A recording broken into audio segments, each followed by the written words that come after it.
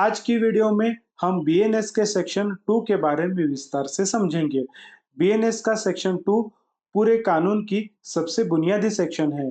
Section 2 को हम आसान भाषा में लॉ की डिक्शनरी भी कह सकते हैं, क्योंकि इसमें उन सभी इम्पोर्टेंट टर्म्स की डेफिनेशंस दी गई है, जो पूरे कानून में बार-बार यूज़ होती है।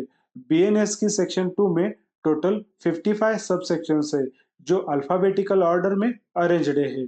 इसका मेन पर्पस है लॉ को क्लियर बनाना, कंफ्यूजन को खत्म करना, अलग-अलग मामलों में एक समान अर्थ रखना। यानी अगर सेक्शन 2 समझ लिया तो आधा कानून अपने आप समझ में आ जाएगा। सेक्शन 2 की शुरुआत एक महत्वपूर्ण लाइन से होती है कि जब तक कि संदर्भ अलग ना हो। इसका मतलब क्या है? नॉर्मली हर वर्ड का वही मीनिंग लिया जाएगा जो सेक्शन 2 में दिया गया है। लेकिन अगर किसी पर्टिकुलर सेक्शन का कॉन्टेक्स्ट अलग मीनिंग डिमांड करता है, तो वही मीनिंग अप्लाई होगा। इसका मतलब ये नहीं है कि जज या लॉयर अपनी मर्जी से मीनिंग बदल सकते हैं। इसका मतलब सिर्फ इतना है कि लॉ के अंदर ही कॉन्टेक्स्ट के हिसाब से मीनिंग बदला जा सकता है। अब इसे एक उदाहरण से समझते हैं। मान लीजिए कानून में लिखा है कि पर्सन को सजा दी जाएगी, तो इसका मतलब सिर्फ एक इंसान नहीं बल्कि कंपनी या संस्था भी हो सकती है। इसी तरह एक्ट का मतलब है जो आप काम करते हैं और ओमिशन का मतलब है वो काम जो आपको करना चाहिए था लेकिन आपने नहीं किया। पब्लिक सर्वेंट यानी लोक सेवक किसे कहा जाता है? अगर ये परिभाषाएं हमें सही से समझ में नहीं आएंगी तो हम पूरे कानून को सही तरीके से नहीं समझ पाएंगे। इसीलिए कहा जाता है कि सेक्शन 2 बीएनएस की फाउंडेशन है। अब इसे एक उदाहरण से समझते हैं। सेक्शन 2 सबसेक्शन 10 में जेंडर की डेफिनेशंस दी गई है, जिसमें मेल, फीमेल और ट्रांसजेंडर तीनों शामिल है।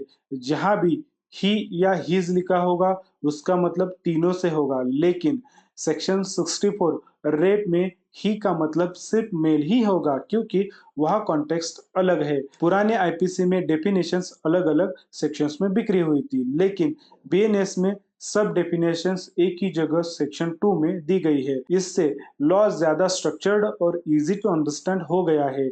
अब देखते हैं सेक्शन 2 की मुख्य और नई परिभाषाएं। एक्ट सेक्शन 2 सबसेक्शन 1 यह किसी एक एक्ट या सीरीज ऑफ एक्ट दोनों को दर्शाता है। सेक्शन 2 सबसेक्शन 1 सिंगल एक्ट या मल्टीपल एक्ट की पूरी सीरीज को डिफाइन करता है।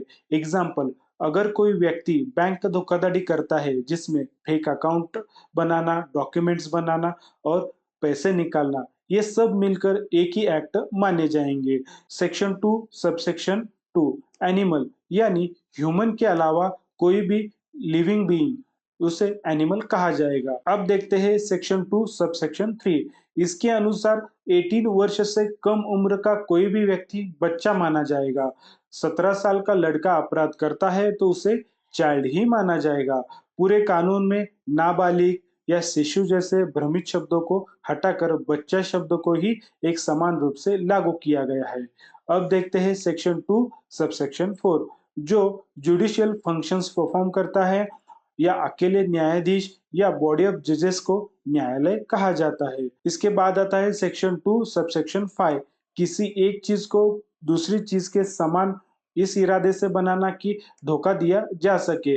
एग्जैक्ट कॉपी जरूरी नहीं है। एग्जाम्पल, केस बनने के लिए ये जरूरी नहीं है कि नकली चीज बिल्कुल असली जैसी हो। अगर नकली चीज को इतना मिलता जुलता बना दिया गया है कि कोई भी सामान्य व्यक्ति पहली नजर में धोखा खा जाए तो कानूनन उसे काउंटरफेट ही माना जाएगा। तो अदालत इस प्रिजम्पशन पर चलेगी कि व्यक्ति का इरादा धोखा देने का ही था। अब ये साबित करने की जिम्मेदारी उस व्यक्ति की होगी कि उसका इरादा धोखा देने का था या नहीं था। जैसे नकली नोट बनाना, नकली ब्रांड का लोगो बनाना, भले ही कॉपी 100% सही ना हो, फिर भी ये अपराध माना जाएगा। सेक्शन 2 सबसेक्शन 6 में डिसऑनेस्टी किस कार्य को कहा जाएगा ये बताया गया है।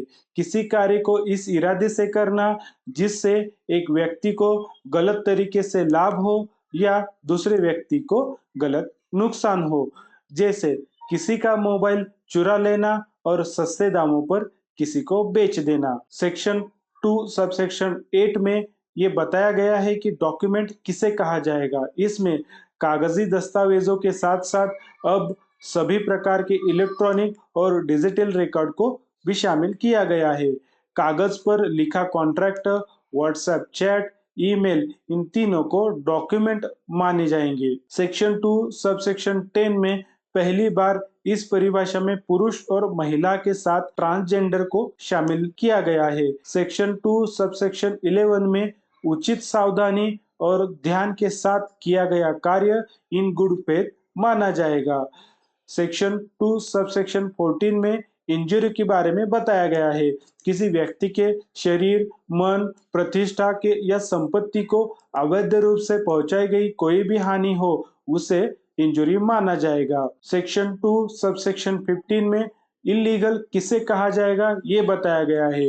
वो सब कुछ जो एक अपराध है या कानून द्वारा प्रतिबंधित है या जो दीवानी मुकदमे का आधार बनता है। सेक्शन 2 सबसेक्शन 19 के अनुसार मानसिक बीमारी का अर्थ किसी व्यक्ति में सोच, मूड, धारणा, ओरिएंटेशन या स्मृति के ऐसे सबस्टेशनल डिसऑर्डर से है जो उसके निर्णय, व्यवहार, वास्तविक पहचान को, क्षमता को, जीवन की सामान्य मांगों को पूरा करने की क्षमता को गंभीर रूप से बाधित करता है। सेक्शन 2 सबसेक्शन 21 में मूवेबल प्रॉपर्टी किसे कहा जाएगा, ये बताया गया है। भूमि और जमीन से स्थायी रूप से जुड़ी चीजों को छोड़कर हर प्रकार की टेंजेबल और इंटेंजेबल संपत्ति को इसमें शामिल किया गया है।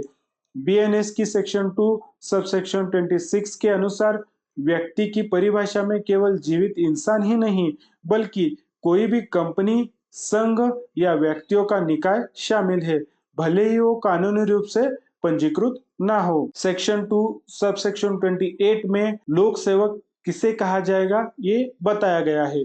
सेना के अधिकारी, पुलिस अधिकारी, सरकारी कर्मचारी, न्यायाधीश, अदालत के अधिकारी और सरकार से वेतन या कमीशन पाने वाले कर्तव्य का पालन करने वाले व्यक्ति को लोक सेवक कहा जाएगा। सेक्शन 2 सबसेक्शन 36 में रॉन्गफुल गेन किसे कहा जाएगा, ये बताया गया है।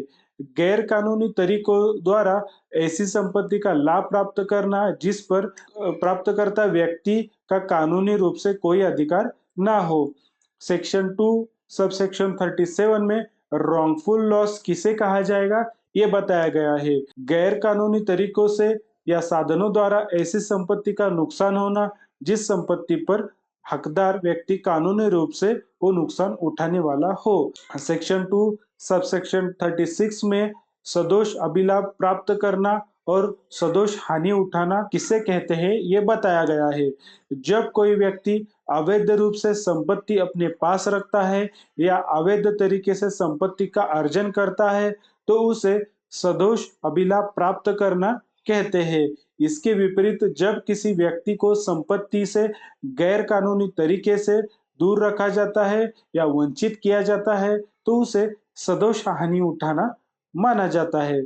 सेक्शन 2 के बिना बीएनएस को समझना मुश्किल है, पर हर केस में सही इंटरप्रिटेशन के लिए सबसे पहले ये सेक्शन 2 बहुत जरूरी है। ऐसी और जानकारी पाने के लिए वीडियो लाइक करें, शेयर करें और चैनल को सब्सक्राइब जरूर करें।